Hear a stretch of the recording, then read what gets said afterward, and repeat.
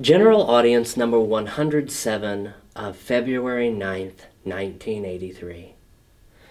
We said earlier, see TOB Audience 106, paragraph 5, that in the context of the present reflections on the structure of marriage as a sacramental sign, we must take into account not only what Christ solemnly taught about its unity and indissolubility by appealing to the beginning, but also, and even more so, to what he said in the Sermon on the Mount when he appealed to the human heart.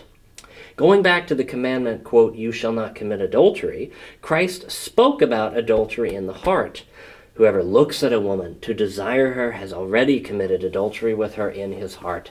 Matthew chapter 5, verse 28. Thus, when we affirm that the sacramental sign of marriage, the sign of the conjugal covenant of man and woman, is formed on the basis of the language of the body, once reread in the truth and continuously reread, we realize that the one who rereads this language and then expresses it, not according to the needs proper to marriage as a covenant and sacrament, is naturally and morally the man of concupiscence, male and female, both understood as the man of concupiscence. The prophets of the Old Testament certainly have before their eyes this man when they use an analogy to stigmatize the adultery of Israel and of Judah. The analysis of Christ's words in the Sermon on the Mount leads us to understand adultery itself more deeply. At the same time, it carries us to the conviction that the human heart is not so much accused and condemned by Christ because of concupiscentia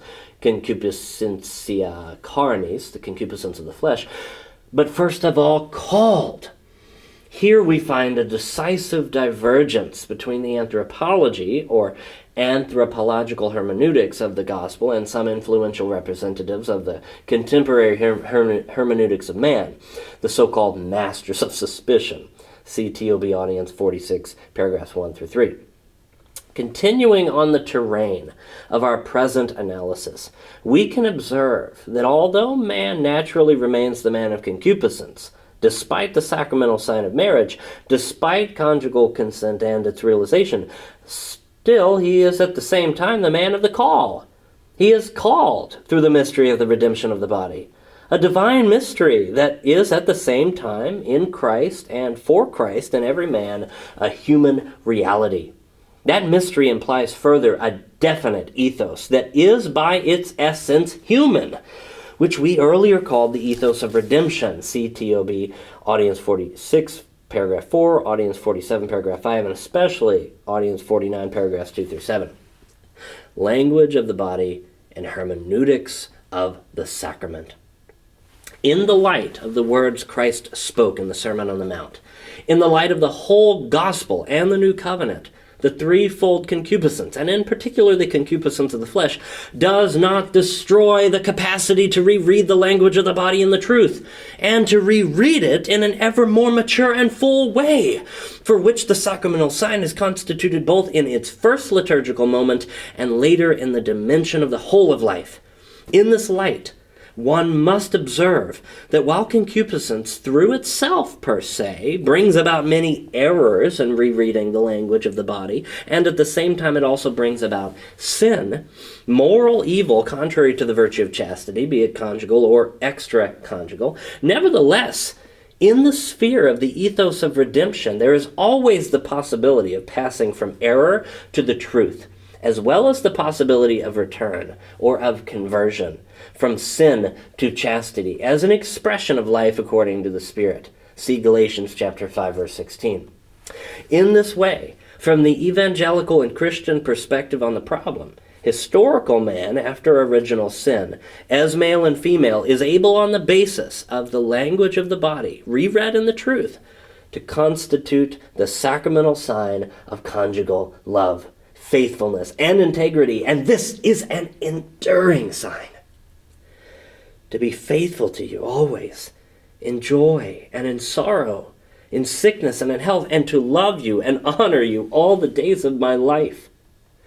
This means that in a real way, man is the author of the meanings whereby, after having reread the language of the body in truth, he is also capable of forming that language in the truth in the conjugal and familial communion of persons. He is capable of it even as the man of concupiscence, since he is at the same time, called by the reality of the redemption of Christ. Simul lapsus et redemptus, simultaneously fallen and redeemed. The dimension of the sign, which is proper to marriage as a sacrament, confirms the specific theological anthropology, the specific hermeneutics of man, which in this case could also be called hermeneutics of the sacrament, because it allows us to understand man on the basis of the analysis of the sacramental sign. As the minister of the sacrament and author, co-author of the sacramental sign, man, male and female, is a conscious subject capable of self-determination.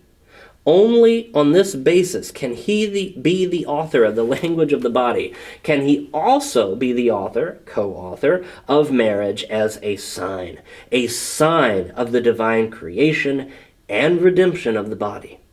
The fact that man, male and female, is the man of concupiscence does not utterly undermine his capacity to reread the language of the body and the truth.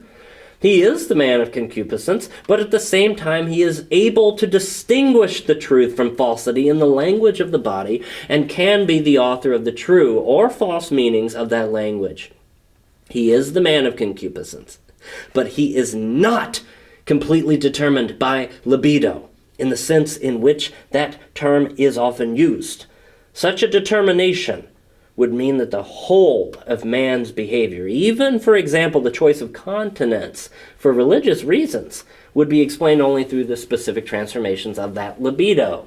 In this case, man would be condemned in the sphere of the language of the body to essential falsifications. He would only be the one who expresses a specific determination by libido, but he would not express the truth or the falsity of spousal love and the communion of persons, even though he might think that he manifests it. Consequently, he would be condemned to suspecting himself and others in regard to the truth of the language of the body.